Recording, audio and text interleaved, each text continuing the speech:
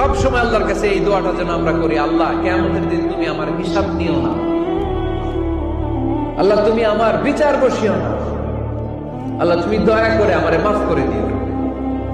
আল্লাহ যার বিচার করবেন ও জাহান্নামে যাবে, আর যার বিচার করবেন না সে জান্নাতে যাবে।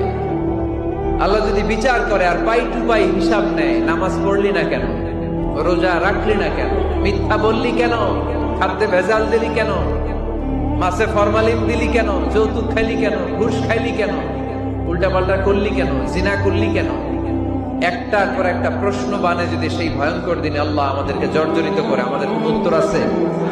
সেদিন আমাদের বাঁচার কোন উপায় আছে?